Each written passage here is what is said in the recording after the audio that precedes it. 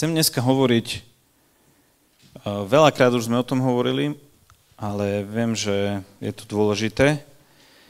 Chcem hovoriť o tom, ako viesť ľudí ku Pánovi.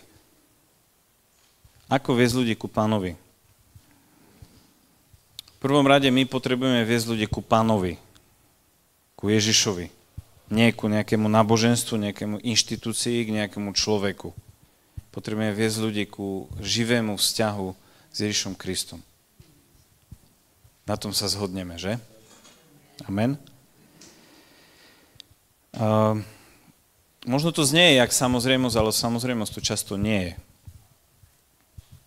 A dnes chcem o tom hovoriť. Veľakrát moralizujeme ľudí, neprinášame život, ale prinášame nejaké moralizovanie. A toto ľuďom nikdy nepomôže. Ľuďom, čo pomôže, je sloboda, ktorú nájdu v Kristovi. To pomôže ľuďom. Nejde o to, aby sme ľudí presviedčali nejakou ľudskou múdrosťou, aby sme presviedčali ľudí nejakou filozofiou, múdrymi slovami, argumentami, aby sme vyhrali, keď evangelizujeme, keď kážeme ľuďom, aby sme vyhrali argument, že aha, vidíš, ja mám pravdu, ale ide o to, aby sme získali človeka pre večnosť, pre Krista. Pavol sám povedal, že keď on prišiel do Korintu, to je v 1. Korinským 2.4, že moje slovo, moje hlasanie nespočívalo v presvedčivých slovách múdrosti, ale v dokazovaní ducha a moci. Pavol sa nesnažil kázať cez vyberavé slova, nesnažil sa kázať ako niektorí v tej dobe rétori, profesionálni rečníci, ktorí vyberali slova tak, aby zasiahli ľudí veľmi cielene, veľmi presne. Seneca bol taký napríklad rétor, hej? Apollo bol jeden z nich, tiež rétor. Ale Pavol povedal, ja som neprišiel k vám s nejakými vyberanými slovami, dopredu vybranými, vyšperkovanou rečou. Ja som prišiel k vám v dokazovaní moci a ducha. Božie slovo má moc. Keď hovoríme o Božej moci, tak to neznamená, že Pavol tam len zázraky konal. On myslel na to, že Boh potvrdzoval svoje slovo mocou. Marekovi 16 je napísané, že učeníci vyšli, kázali všade a čo Boh robil? Potvrdzoval to slovo mocou. Kedy je Božia moc zjavená? Keď je slovo kazané. Keď je Božie slovo kazané. Keď je evanjelium kazané. Čiže najprv ide kazanie evanjelia a potom ide potvrdzovanie evanjelia Božou mocou. Preto Pavol, keď prišiel do Korintu, on kázal Krista, kázal evanjelium a Boh potvrdzoval to slovo mocou Ducha Svätého. A to potrebujeme aj dnes.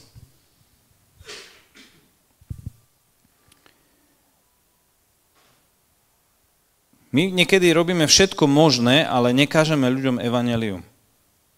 Myslíme si, že ľudia budú nejak sa dovtipia, že sme milí, že budeme robiť nejakú sociálnu prácu alebo budeme proste im pomáhať a že v tom budú vidieť Krista. Budú v tom vidieť Krista. Minimálne sa budú pýtať, že čo ťa vedie k tomu, že to robíš. A tu je priestor potom, aby si mu kázal evanjelium. Ale samotná to, že budeme milí, to, že budeme sa snažiť pomôcť ľuďom, ľudí nezachráni. Evanjelium, Božie slovo je mocou ku spaseniu. Amen? Ale dôležité je, že aké evanjelium kážeme. Akú verziu evanjelia? Dneska toľko verzií evanjelia koluje po svete. A nielen po svete, keby sme len rómske zbory zobrali. Hej. Aké evanjelium kážeme? Je to evanjelium, ktoré je pôvodné, ktoré nachádzame v Božom slove, alebo je to evanjelium menené dnešnou kultúrou, našou kultúrou, rómskou kultúrou, západnou kultúrou a neviem, akou ešte kultúrou? Je to evanjelium, ktoré leží Bohu na srdci, alebo to je evanjelium, ktoré my si prispôsobujeme podľa našich žiadostí a túžob? To je otázka. Aké evanjelium kážeme? V prvom rade chcem povedať, že evanjelium nie je, že Boh ťa miluje a má pre teba úžasný plán. Počul si to už niekedy? Boh ťa miluje a má pre teba úžasný plán. Toto není evanjelium. Ak si to niekedy kázal alebo kážeš to, tak prosím ťa, nekáž to, prestan to kázať, Lebo to není pravda. Je pravda, že ma Boh miluje? Amen. Je to pravda. Je pravda, že Boh má pre každý jeden život úžasný plán? Určite je. Otázka ale je, prepáčte, čo si pod tým úžasným plánom človek predstavuje? Mal Boh úžasný plán pre apoštola Pavla? Mal? Amen? Bol jeho život úžasný? Bol. Ja si myslím, že bol úžasný. Bol super úžasný. Ale nie tak, jak my si to predstavujeme. My si predstavujeme úžasný život, že Hollywood a proste slávny, bez problémov, peniaze, všetko proste funguje. Mám sa jak v ráji na zemi. A potom také evanjelium kážeme, príď k Ježišovi a on ťa požehná, on ti dá všetko. Má pre teba úžasný plán. Pýtam sa ťa, keď povieš neveriacemu človeku z 21. storočia tu v Košiciach, Boh ťa miluje a má pre teba úžasný plán. Čo si predstaví? Čo je ten úžasný plán pre neho? Fajný život. Najlepšie milióny na účte, niekde v Karibiku, na dovolenke. Toto je úžasný život, neúžasný plán, ktorý Boh má. Ale tak to není. Vieš, pre niekoho je úžasný plán, keď má skvelú prácu. Sníva o úžasnej práci. Boh ťa miluje, má úžasný plán pre teba. Hej. Pre niekoho zase je úžasný život, keď nemá žiadnu prácu. Je tak? Mám toľko peňazí, že už nemusím robiť. To je tiež úžasný plán. Pre niekoho je úžasný život to, že môže mať toľko, že môže druhým rozdať. Každý sme iný. A keď niekomu povie, že má Boh pre teba úžasný plán, tak každý si predstaví niečo iné. Boh mal plán pre apoštolov. Boh mal plán pre apoštola Pavla. A viete, že okrem Jana všetci zomreli násilnou smrťou? V dnešnej kultúre toto není vôbec úžasný život. Alebo plán, úžasný plán, aký Boh má pre teba. Ale ja verím tomu, že oni mali naozaj úžasný život. Lebo nežili pre seba, ale žili pre Božie kráľovstvo. Boh mal úžasný plán pre nich, aj keď na konci boli popravení. Lebo oni vedeli, že ten úžasný plán nezahrňa len túto časnosť, ale večnosť. A keď my hovoríme, že Boh má pre teba úžasný plán, tak má pre teba úžasný plán vo večnosti. V tomto veku Biblia hovorí, že budeme mať súženie. Ježiš povedal, budete mať súženie, budete prenasledovaní. Preto nehovor ľuďom, ktorí nepoznajú Krista, nepoznajú evanjelium, že Boh má pre teba úžasný plán. Bez toho, aby si to... nehovor to vôbec. Aby si potom ešte to nemusel vysvetľovať. Evanjelium není ani to, že Boh ťa miluje a chce ťa uzdraviť. Uzdravuje Boh? Uzdravuje Boh, samozrejme. Chce aj dnes uzdravovať? Amen, chce uzdravovať. Ale toto není cieľ evanjelia. To, že Boh niekoho fyzicky uzdraví, to ešte neznamená, že ten človek je spasený. On potrebuje počuť evanjelium. Koľko ľudí bolo fyzicky uzdravených, ale spasených neboli. Boh si môže použiť uzdravenie, nadprirodzené uzdravenie k tomu, aby človek sa spamätal, že existuje Boh, aby ho to pritiahlo bližšie k Bohu. Ale samotné uzdravenie ešte není spasenie. Keď Ježiš chodil po zemi, čo hovoril? Čiňte pokánie a verte v evanjelium. Čiňte pokánie a verte v evanjelium. My v prvom rade voláme ľudí ku pokániu. Aby verili v evanjelium. My voláme ľudí nie k úžasnému plánu, ktorý Boh má pre nich, ale my voláme ľudí k pokániu. V Lukášovi 15 sú 3 podobenstva. O stratenej ovečke, o stratenej minci a o stratenom synovi. A tam je napísané na konci tých podobenstiev, že že taká je radosť v nebi nad jedným hriešnikom, ktorý čo robí? Činí pokánie. Boh, nebo, sa raduje nad hriešnikom, ktorý činí pokánie. Nad tým sa raduje nebo a preto potrebujeme ľudí viesť ku pokániu. Musíme ľudí viesť k tomu, aby si uvedomili, že potrebujú činiť pokánie. Aby videli potrebu pokánia v svojom živote. A keď hovoríme o pokáni, tak zase nehovoríme o nejakých náboženských skutkoch, že budem chodiť po kolenách po schodoch vo Vatikáne, toto není pokánie, alebo že sa budem biť, hej, alebo že budem odriekať nejaké modlitby, alebo že budem dokonca ľutovať to, čo som spravil. Toto ešte není pokánie. Pokánie je čo? Pokánie je zmena myslenia a zmena konania. Pokánie je, že ti je ľúto vo tvojom srdci, ale nezostaneš len pri ľútosti. Je ti ľúto, vyznaš to Bohu, zmeníš svoj postoj, zmeníš svoje myslenie a zmeníš svoje konanie. Ideš úplne iným smerom. Toto znamená pokánie. Pokánie, keď hovoríme o pokáni, tak hovoríme o odvratení sa od hriechu. Ty potrebuješ ľutovať to, čo si urobil druhým ľuďom, že si ubližil druhým ľuďom, že si ubližil Bohu, ale taktiež potrebuješ urobiť krok k tomu, aby si zmenil to, ako si žil. To je skutočné pokánie. A toto potrebujú ľudia spoznať. Že to, ako teraz žijú, není správne pred Bohom. Ako to urobiť? 4 také jednoduché kroky poviem. Hej?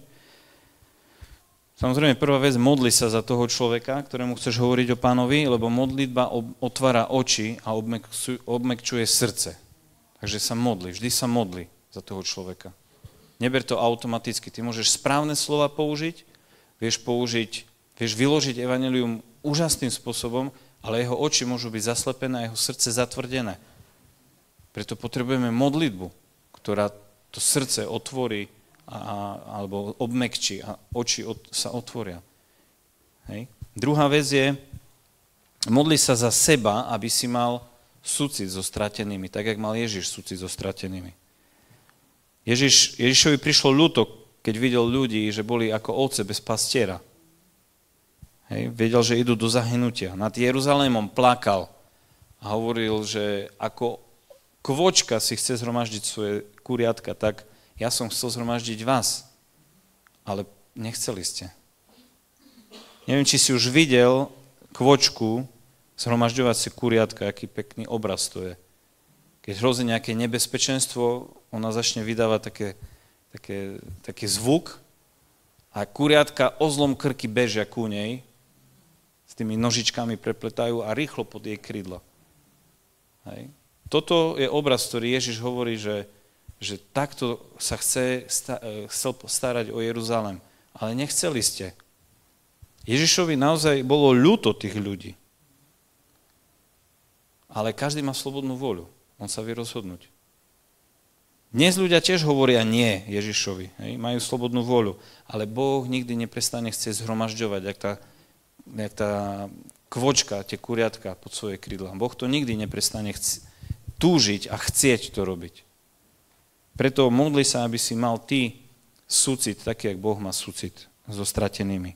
Toto veľmi pomôže, aby si nebol tvrdý voči ľuďom, aby si vôbec mal to vnútorné také, že áno, chcem kázať evanjelium, lebo Bohu na tomu človeku záleží. To, že ľudia nenávidia Boha, že ho odmietajú, že si myslia, že Boha nepotrebujú, že sú múdrejší než Boh, že teraz už žijeme v modernej dobe, že sme vyzreli na Boha a čo ja viem, o to viac to Boha boli a je to smutné. Hej. Preto maj súcit s ľuďmi, ktorí idú do zahynutia. Tretia vec je, použij zákon, aby si ukázal ľuďom na potrebu spasenia. Alebo na potrebu spasiteľa. Najprv potrebujú vidieť svoju diagnózu, až potom im môžeš ponúknuť liek. Hej, a tým liekom je Božia milosť, odpustenie v Kristovi a to je štvrtá vec. Keď vidíš, že zákon urobil to, čo mal v tom človeku, potom ich prinies ku krížu, potom ich prinies ku skresenému Kristovi a káž o milosti. Tvrdým srdciam milosť nepomôže, to je ako házať hrách o stenu. Človek, ktorý je zatvrdený v srdci, on pohrdne, jak svinia pohrdne perlou, tak hriešnik, ktorý má tvrdé srdce, pohrdne milosťou. Pre neho to nemá žiadnu cenu, žiaden význam. Milosť vie padnúť iba do tej pôdy, ktorá je mäkká. Hej? Ktoré srdce je mäkké. OK, tak chcem trošku hovoriť o tom, ako vlastne máme použiť ten zákon na to, aby sme ľuďom ukázali, že potrebujú činiť pokánie. Lebo toto je tá kľúčová vec, ktorú potrebujeme s ľuďmi im hovoriť a tam na to miesto ich dostať. Aby pochopili, že potrebujú spasiteľa. Keď toto človek pochopí, to už bude jak guľa snehová, ktorá sa bude nabaľovať. Keď človek zrazu precitne, že on potrebuje spasiteľa, tam už tvoja práca skončila, tam už Duch Svätý bude robiť, on jednoducho, aj keby si mu nič nehovoril, on si nájde spôsob, jak nájsť Pána. Hej. Rimanom 3, 19 až 20. Vieme však, čo to hovorí zákon, hovorí tým, čo sú pod zákonom, aby umlkli všetky ústa a aby celý svet bol vinný pred Bohom. Pretože zo skutkov zákona nebude pred ním ospravedlnený nejaký človek, veď zo zákona pochádza poznanie hriechu. To znamená, Boží zákon bol daný na to, aby človek si uvedomil, aký je hriešny. Že stratil Božiu slavu. Na to je zákon, aby ukázal hriech v živote človeka. Aby ukázal našu prevrátenosť. Žalm 19.8 hovorí, že Hospodinov zákon je dokonalý. Občerstvuje dušu. Hospodinov zákon je dokonalý. Boží zákon je dokonalý. Zákon je dobrý. Čo tým myslíme? Zákon. Zákon, ktorý dostal Mojžiš na hore Sinaj.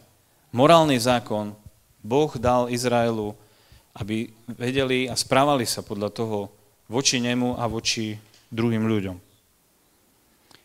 A ten zákon, ktorý Boh dal Mojžišovi, nebol na to, aby Izrael bol cez ten zákon spasený, ale aby si uvedomil, že čo je správne pred Bohom. A ako Boh chce, aby ľudia žili. Ľudia v tomto svete neveria v Boha, alebo nechcú veriť v Boha a poslúchať Boha preto, lebo oni si chcú jednoducho zachovať ten hriešný spôsob života, aký teraz majú.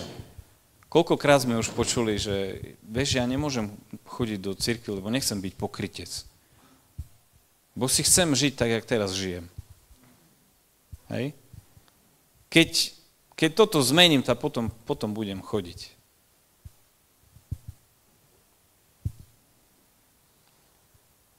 A veľa ľudí, ktorí prídu do cirkvi, alebo prídu k Bohu, tak chcú len, aby Boh potvrdil ich hriešný spôsob, ktorým žijú, a to je všetko.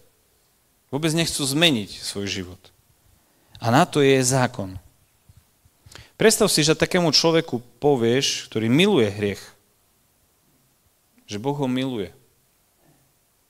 Ešte, že má úžasný plán pre neho. Hej?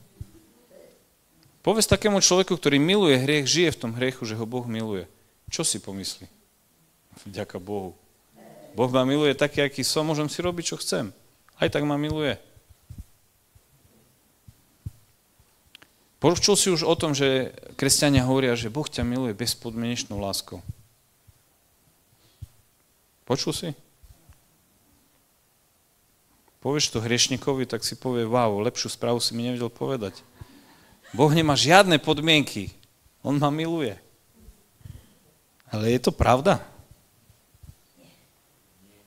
Kde to je v Biblii, že Boh ma miluje bezpodmienečne? Naozaj Boh miluje bezpodmienečne človeka? Biblia hovorí, že Boh nenávidí prevratených ľudí. Zároveň ich miluje celým srdcom, ale zároveň ich nenávidí. To je náš Boh. Žalm 5:6 hovorí, povyšenci pred tebou neobstoja, nenávidíš všetkých, čo pachajú nepravosť. Boh nenávidí tých, čo pachajú nepravosť. Žalm 11:5. Hospodin skúma spravodlivého i bezbožného, ale jeho duša nenávidí milovníka násilia. Hej? Boh nenávidí milovníkov násilia, Boh nenávidí tých, čo pachajú nepravosť. A my vieme, že každý jeden z nás sme pachali nepravosť. Nehovor ľuďom, že Boh miluje bezpodmienečne, lebo on to presne tak pochopí. Že nemusím nič robiť, lebo Boh ma miluje bez podmienok. Božia láska má podmienku a tá podmienka sa volá Ježiš Kristus. Boh má len jednu jedinú podmienku. Ježiš Kristus. Keď raz budeš stať pred ním, pred jeho trónom vo večnosti, len jedna jediná otázka bude, čo si urobil s mojím synom, Ježišom Kristom. To je podmienka. Boh nedáva svoju lásku bez podmienok. On miluje tých, ktorí jeho milujú. Ktorí milujú Ježiša Krista, ktorí činia pokánie zo svojho hriešného života a nasledujú Krista. Ľudia nepotrebujú len počuť, že Boh ich miluje. Áno, to je pravda, ale oni sú zaslepení voči tej pravde a tú pravdu odmietajú. Viete, prečo ľudia odmietajú Božiu lásku v Kristovi? Lebo nikdy neboli konfrontovaní zákonom. Nikto im nenastavil zrkadlo pravdy pred ich tvár. A zákon je jak to zrkadlo, ktoré ti ukáže, v akom stave sa nachádzaš. To zrkadlo ťa nemá zachrániť, má ti len ukázať, ako vyzerá, že si špinavý. Nikto sa nebude umývať zrkadlom, použije mydlo. To, čo ťa dokáže očistiť, je jedine krv Ježiša Krista. Hej? Nie je zákon. Zákon ti len ukáže, tu si zhrešil, tu si porušil prikázanie, tu si zranil človeka, tu si zranil Boha. To urobí zákon.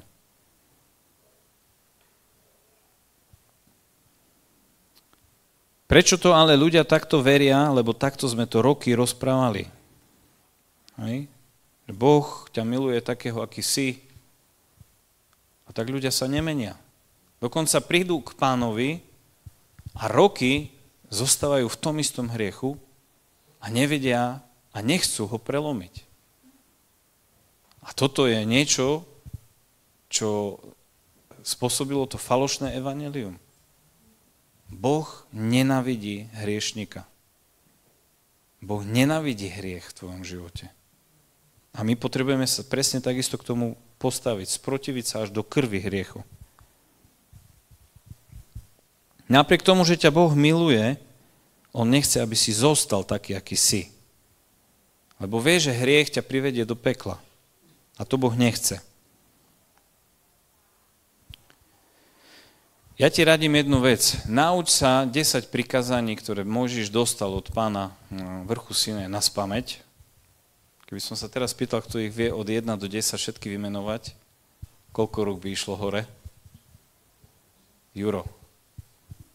Dobre. Ideš povedať od začiatku? Nie?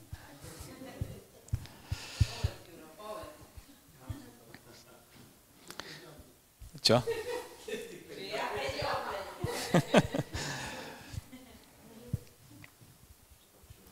Každý vie, kým nemusí ísť dopredu do mikrofónu. Tak. Nie, ale myslím to vážne. Nauč sa tých 10 prikázaní naspamäť a používaj ich. Nepoužívaj ich ako kladivo, že budeš ich teraz obuchávať ľuďom o hlavu, že akí sú zlí. Ani, že budeš moralizovať ľudí. Hej, že budeš ľuďom vyčítať, že pozri, Biblia toto hovorí a ty takto žiješ. Nie, používaj zákon s láskou, aby si nastavil zrkadlo pravdy, aby ľudia mohli poznať Pána.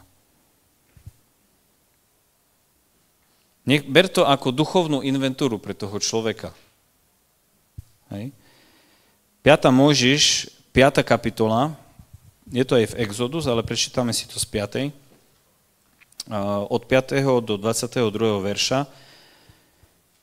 Tam vidíme tých 10 prikázaní a môžeme si ich prečítať.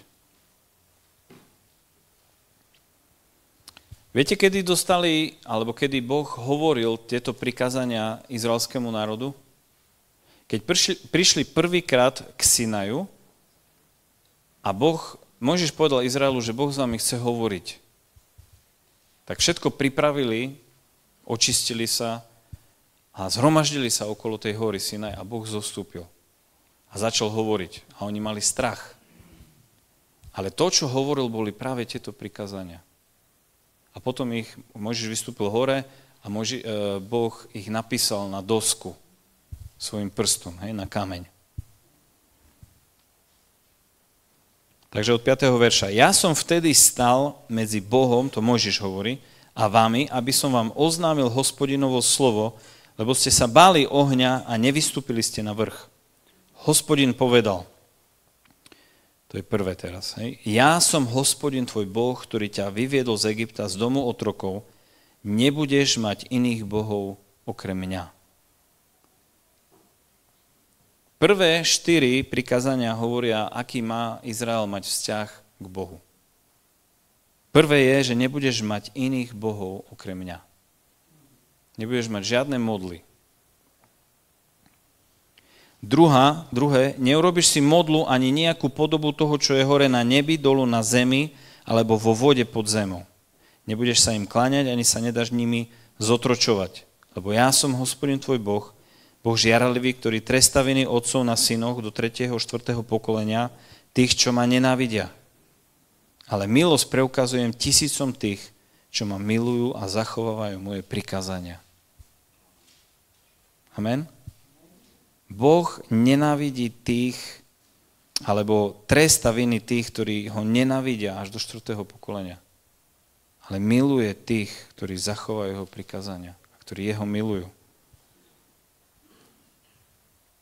Čiže preto Boh nenávidí modly, lebo vie, že krádnu požehnanie, ktoré on má pre človeka.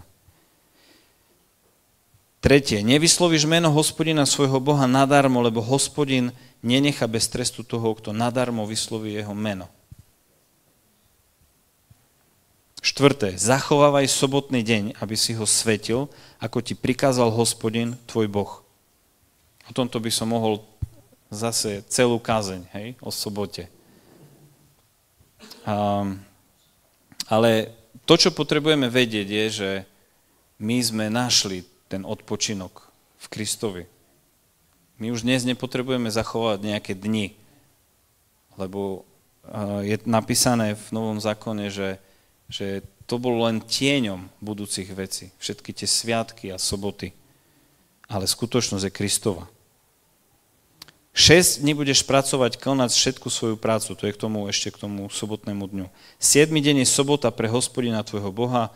Nebudeš konať nejakú prácu ani ty, ani tvoj syn, ani tvoja dcéra, ani tvoj sluha, ani tvoja služka, ani tvoj vôl, ani tvoj osol, ani tvoj ostatný dobytok, ani cudzinec, ktorý je v tvojich bránach, aby si tvoj sluha i tvoja služka odpočinuli ako ty. Sobota bola daná na to, aby človek odpočinul. Boh nám chce dobre. Hej? Pamätaj, že si bol otrokom v Egypte a že ťa Hospodin tvoj Boh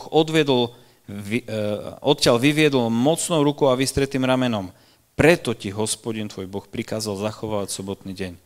Pre Izraelcov bol sobotný deň niečo, čo malo pripomínať, že Boh ich vyťahol z otroctva. To bol deň, zmluvný deň, ktorý si to pripomínali. Potom ide 5. a to už sa týka teraz, všetko ostatné sa týka nášho vzťahu jeden voči druhému. Cti svojho otca a svoju matku, ako ti prikázal Hospodin tvoj Boh, aby si dlho žil a dobre sa ti vodilo v krajine, ktorú ti dáva Hospodin tvoj Boh. Nezabiješ, nescudzoložíš, nepokradneš, nevyslovíš falošné svedectvo proti svojmu bližnému, to znamená, nebudeš klamať. Hej. Nebudeš túžiť po manželke svojho bližného, ani sa lakomiť na dom svojho bližného, ani na jeho pole, ani na jeho sluhu, ani na jeho služku, ani na jeho vola, ani na jeho osla, ani na nič, čo patrí tvojmu bližnému. Tieto slova povedal Hospodin mohutným hlasom celému vášmu zhromaždeniu na vrchu zo stredu ohňa, oblaku i mrakavy a nič nepridal.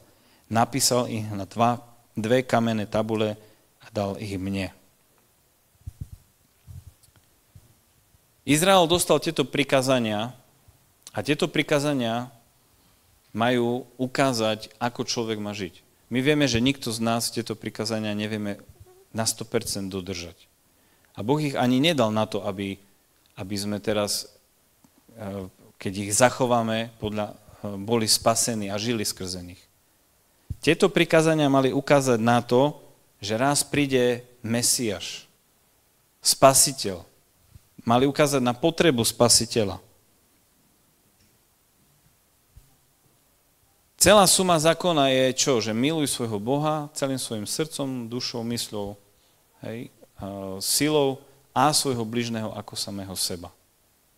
Toto je naplnenie týchto prikázaní. Keď budeš milovať Boha, nebudeš mať iných bohov, nebudeš si robiť modly, nebudeš zneúctievať jeho meno. Keď budeš milovať ľudí, tak budeš si ctiť svojich rodičov, nebudeš kradnúť, klamať, cudzoložiť, zavidieť a všetky ostatné veci. Hej? Ale toto všetko ľudia robia bez Krista. A zákon má byť presne na to, aby ukázal, aha, v takom stave si. Boh toto povedal, že nemáme robiť, ale my to robíme. Máme problém. Tieto zákony odrážajú len túto Božiu túžbu, aby sme ho milovali a milovali svojich bližných. A v tomto sme každý jeden zlyhali. Zákon je dokonalý a on vedie ľudí ku Kristovi, keď ho správne používame. Ježiš povedal, je napísané, nescudzoložíš. Ale ja vám hovorím, kto pozrie na ženu, cudziu ženu, so žiadosťou, s úmyslom požiadať ju, už cudzoložil v srdci. Zákon hovorí, nezabiješ. Ale Biblia hovorí čo? Keď máš nenávisť vo svojom srdci, si vrah. Hej?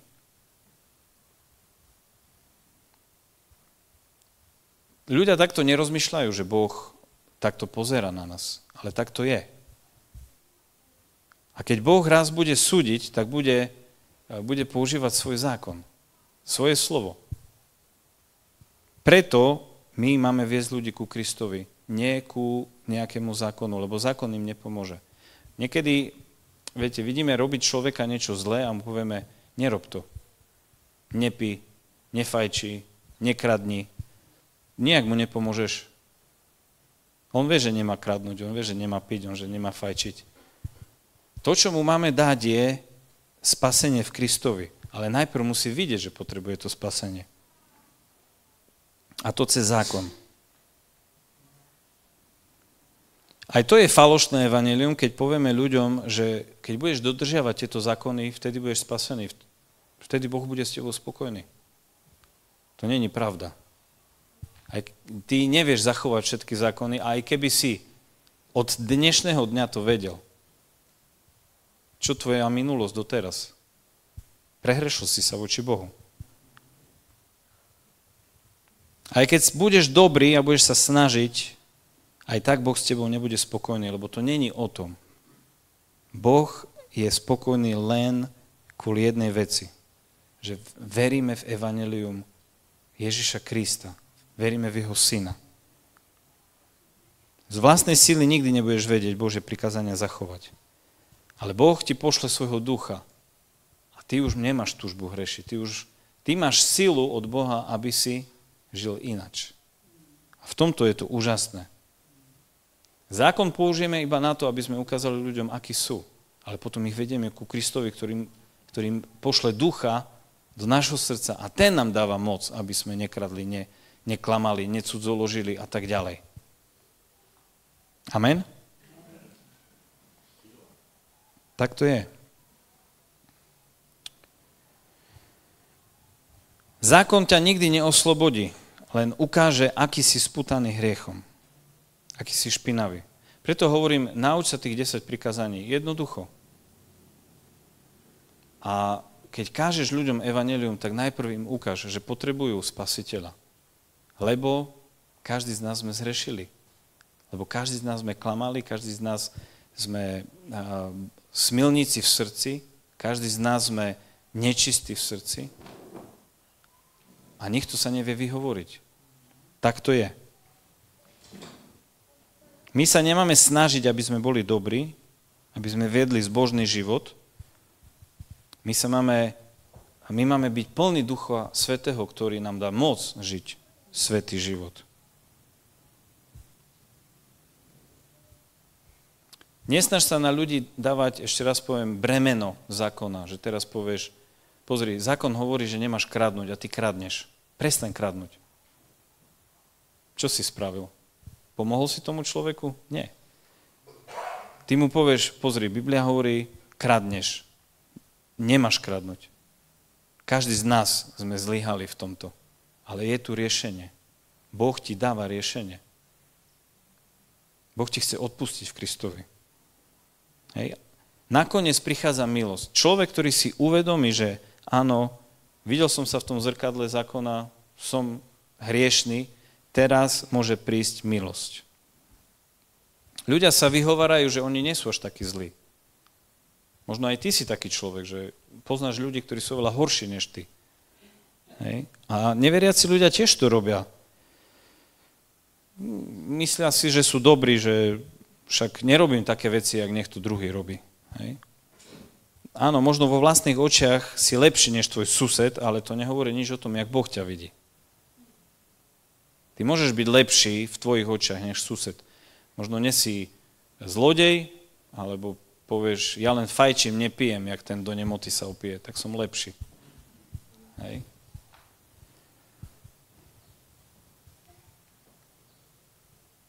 Preto dnes toľko ľudí prichádza k Ježišovi s nesprávnymi motivmi, lebo nikto im nepovedal, že každý z nás sme zlí, že nie sme dobrí vôbec.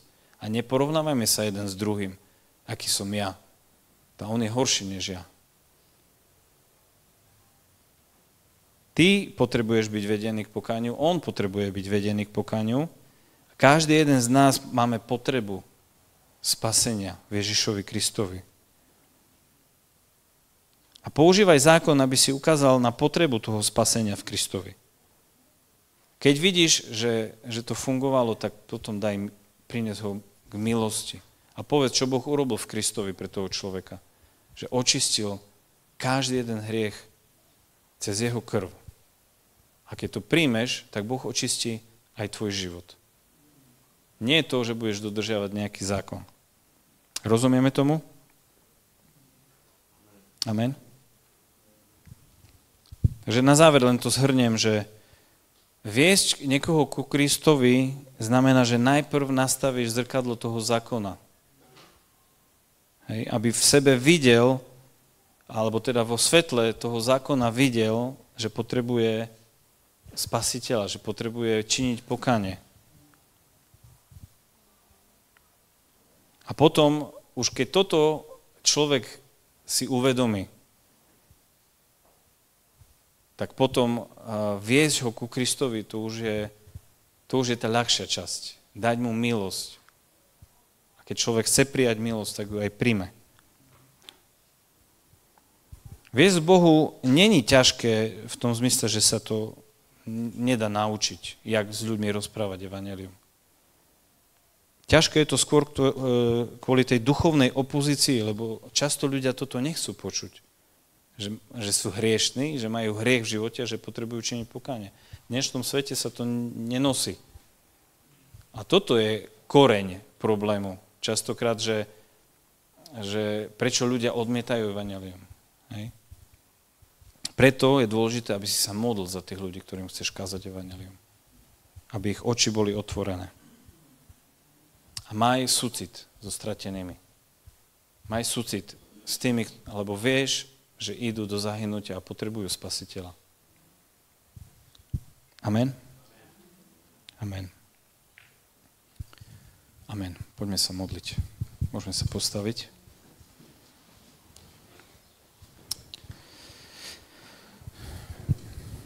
Pane, my ti ďakujeme za evanjelium, že ono je Božou mocou na spasenie pre tých, ktorí veria v teba. Ďakujeme, Pane, že toto sa nikdy nezmení, že Ty si jediná cesta ku Otcovi. Pane, Ty chceš, aby každý človek činil pokánie a veril v evanjelium. Ja sa modlím za milosť pre nás, jak cirkev, aby sme nekazali nejakú zriedenú formu evanjelia alebo nejaké falošné evanjelium. Niečo, čo len ľudia chcú počuť, aby sa príjemne cítili, ale my chceme kázať evanjelium, ktoré ich bude konfrontovať s realitou života, ktorý žijú. Chceme kázať evanjelium, ktoré im otvorí oči. Chceme kázať evanjelium, ktoré ukáže zrkadlo pravdy, ako žijú. A chceme kázať evanjelium, ktoré prinesie ich k Tebe, ku krížu, ku Tvojej krvi, ktorá bola vyliata na kríži, ku vzkriesenému Kristovi.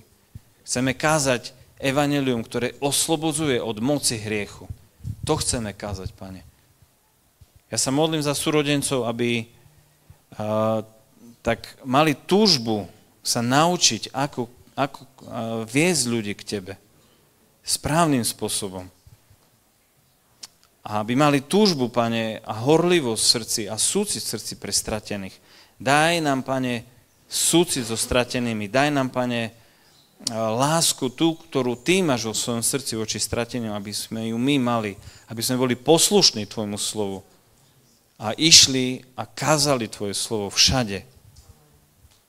Žehnám tento zbor, Pane, aby sme neboli ako spiaca nevesta, ale aby sme boli nevesta, ktorá sa pripravuje, aktívne sa pripravuje na svadbu, na príchod ženicha. Aby sme neboli leniví v evangelizácii, aby sme neboli chladní v srdci, ale aby sme mali horlivosť v srdci a súcit pre stratených. Za to sa modlím v mene Ježiš. Amen.